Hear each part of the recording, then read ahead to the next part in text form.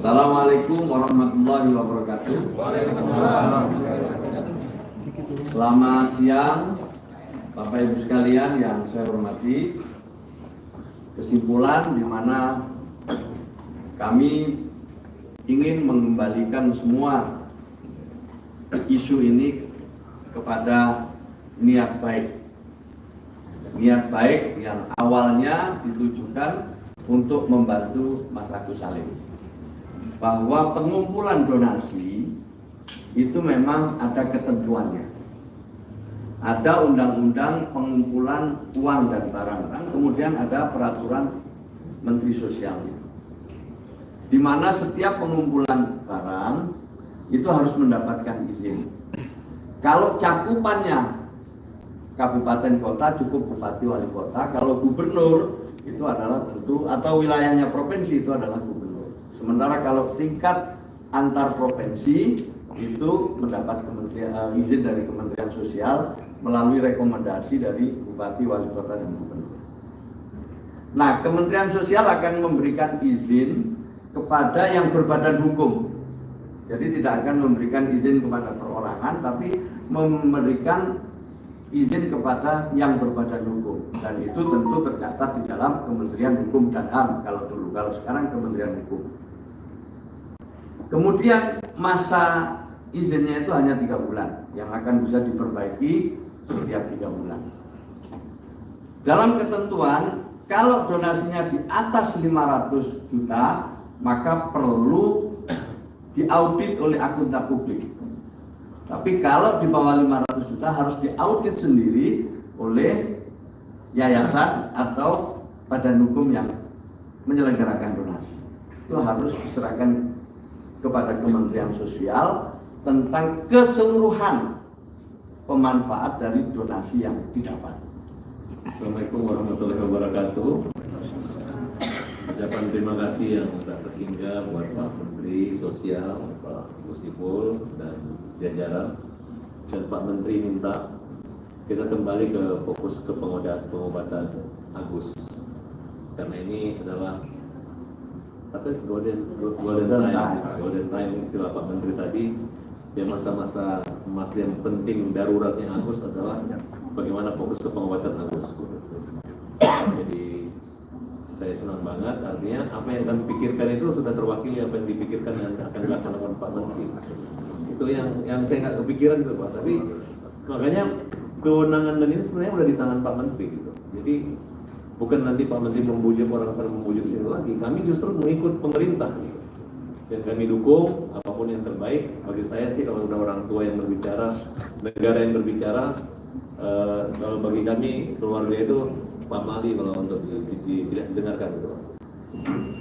Jadi terima kasih Ibu, Bapak-bapak di sini. Teman-teman udah dengar. Jadi hentikan lagi kita bully-bullyan dulu gitu. Yang penting fokus untuk kesehatannya Agus. Dan Agus jangan takut, uang itu banyak membantu Agus, bahkan lebih banyak lagi Gus yang membantu Agus ya.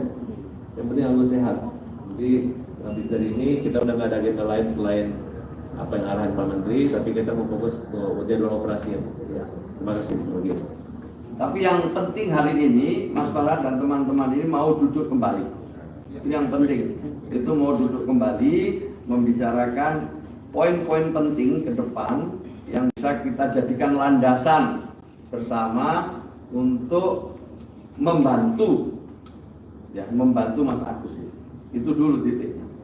Beliau harus berhenti dari perdebatan-perdebatan yang tidak produktif, apalagi bertentangan dengan masalah yang harus segera diselesaikan, yaitu pengobatan Mas Agus. Kembali ke niat semula. Saya yakin para donatur itu juga tulus semua, tulus dan spontan. Ketika Mas Densu atau mendengar pengumuman ada pengumpulan uang untuk pengobatan Mas Agus Salim, secara spontan itu mereka membantu untuk keperluan Mas Agus Salim. Jadi harus kembali ke situ. Spontanitas bagus, membantu bagus, tapi aturannya harus diikuti. Kemudian di dalam pengumpulan itu juga ditentukan tujuannya. Jadi tidak semua hanya orang asal mengumpulkan untuk apa saja. Lihat kalau ada bencana dikumpulkan, ini untuk bencana di Aceh, ini untuk bencana di sana, kan jelas peruntukannya. Dan itu ada waktunya, hanya 3 bulan. Waktunya hanya 3 bulan. Kalau 3 bulan belum selesai, harus mengajukan izin lagi. Begitu seterusnya. Nah, ini donasi ini awalnya adalah untuk pengobatan Mas Agus Salim. Niatnya ke sana semua. Maka kita ingin dikembalikan ke sana semua. Bahwa peruntukannya seperti apa harus dipertanggungjawabkan. Misalnya ya, tadi ini udah di atas 500 juta. Ya harus dipertanggungjawabkan. Pendapatan yang didapat itu untuk apa saja? Untuk pengobatan Mas Agus Salim, pengobatan apa? Di mana? Kan semua harus ada begitu. Harus dilaporkan ke Kementerian Sosial. Jadi hasil audit akuntan publik itu nanti harus dilaporkan juga ke Kementerian Sosial, di samping harus dilaporkan ke donasi. Karena ini jangan kayak ngajarin bebek berenang. Karena Pak Menteri itu udah memberi kisi-kisi gitu kan. Ya tinggal nanti kan tujuannya kan tuh bagus. Ya masalah nanti kalau misalnya nggak tahu lah, maksudnya jangan juga iri kalau Agus dapat misalnya ongkosnya kecil tiba-tiba ada lebih, kan yang meniat awalnya. Dari awal juga Novi udah bilang, ya nanti kalau ada kelebihan dana bisa mungkin dibuatkan Agus untuk pekerjaannya, kan bisa kerja lagi, mungkin bisa diberi kendaraan buat dia yang murah-murah yang bisa dia bolak-balik ya. Atau mungkin dia bahkan Novi itu ngomong itu bisa diberikan kayak tempat yang bisa kosan, bisa mengalir penghasilan buat dia. Dari awal ngomong gitu, bukan kita mau menguasai uang itu, enggak gitu. Malah Bang Alvin pun sanggup untuk membantu gitu ya. Tapi ya udahlah, saya nggak mau bicara gitu, nanti ada yang panas lagi. Pokoknya hari ini kita minimal hati saya udah damai deh. Ketemu Pak Menteri ini doanya lorot gara-gara pakai kopiah gitu. Mudah-mudahan saya pakai kopiah terus nih. Selamat siang. Assalamualaikum warahmatullahi wabarakatuh. Kalau saya lihat ya ini sesuatu yang positif ya. Mensos ini bersifat memfasilitasi untuk menjadi mediator agar supaya terjadi damai atau islah dari kedua belah pihak. Karena kan yang ada ini selama ini yang datang ini selalu memperkeruh ya. Makanya nggak heran kalau teman-teman lihat Novi itu udah berapa kali ganti lawyer ya di situ. Nah, bisa dilihat dari pihak Agus ini lawyernya selalu konsisten. Dari awal adalah Bang Farhad Abbas, ditambah dengan saya sendiri dari LQ, dan orang-orang juga berpendapat kalau Alvin dari LQ udah turun, berarti ini dalam waktu dekat pasti selesai. Novi saya laporkan karena dia ada podcast dan dia ada beberapa video yang dia ujarkan menghasut agar orang-orang itu membenci Agus. Contohnya dia bilang Agus menerima 1,5 miliar. Sampai saat ini Agus tidak pernah menikmati 1,5 miliar. Tapi judul gede-gede Agus menerima 1,5 miliar. Terus dia bilang Agus menyalahgunakan uang 1,5 miliar tersebut untuk A, untuk B, untuk C, untuk D. Itu yang nanti kami minta dia buktikan di kepolisian.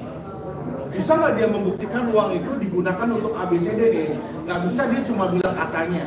Ya, kedua yang dia lakukan juga mungkin teman-teman perlu melihat berita yang ada tentang Novi. Jadi kalian harus tahu siapa ini Novi. Ya, tahun 2023 di bulan Agustus, Barreskrim itu menggerebek kantornya dia, yayasan dia dengan dugaan TPPO. Dan ini saya sedang berkoordinasi dengan Mabes Polri.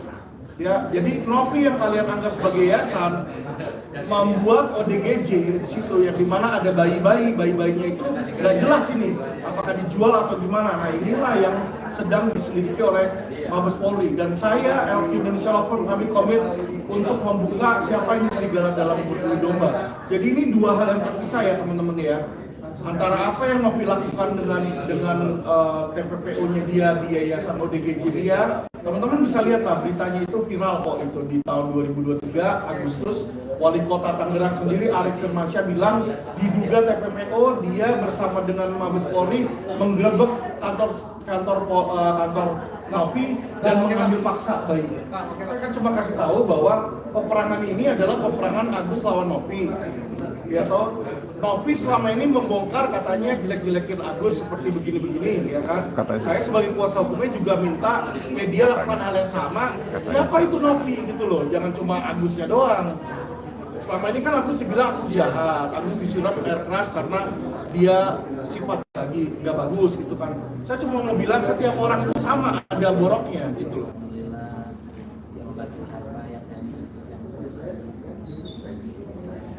Kemarin setelah saya layankan somasi ke Bang Densu dan Novi, lawyer Bang Densu langsung menghubungi saya ya, dan Bang Densu bilang, Pak Alvin ini harap agar somasinya ditunda dulu, kita cari itikat baik, mari kita duduk bareng. Saya bilang, oke Bang, kalau kayak begitu berarti saya tidak akan melayangkan somasi kedua kepada Bang Densu. Kita duduk bareng, kita cari solusi. Ya, tapi dari hari ini kan ada wacana dari fasilitasi dari Mensos, jadi kemungkinan sekalian aja dijadiin satu biar nggak bolak-balik. Karena nanti Densu sama Novi juga akan dipanggil. Juga kemarin Pablo ada hubungi saya juga, dan Pablo menyatakan hal yang sama. Jadi kemungkinan bahwa beliau sebenarnya tujuannya donatur pun menggugat supaya bisa ada mediasi di situ. Dan Bang Pablo mengungkapkan kalau bisa kita mediasi juga. Jadi semuanya dari segala kubu ini sudah bicara islah sih gitu ya. Jadi harusnya sih dalam waktu dekat kita bisa beresin biar supaya ini jangan jadi polemik yang berkelanjutan. Beresin itu berarti dalam arti kata uang donasi cepat dikembalikan dari yayasan ke Agus? Enggak, jadi kalau dari kita ini adalah kita ingin agar uang itu dilakukan sesuai dengan prosedural hukum aja. Ya, jadi kalau memang hak itu katanya Menteri Sosial harus diambil negara sekalipun, kalau memang itu adalah uang negara ya nggak apa-apa. Tapi setelah ya sepengetahuan saya dan saya cek secara hukum, yang namanya donasi diberikan kepada Agus seharusnya haknya milik Agus.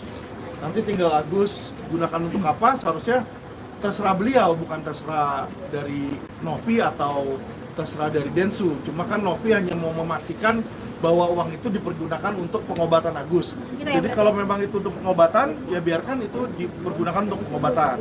Tetapi sekarang kan uang itu ditahan oleh Novi, makanya Agus gak bisa dapat akses. Nah, saya sudah mendapatkan 2 rumah sakit di Indonesia. Kemarin salah satunya Anda udah tahu, Suci, ya rumah sakit Suci sudah membuka lebar-lebar segala pengobatan Agus sampai sembuh gratis.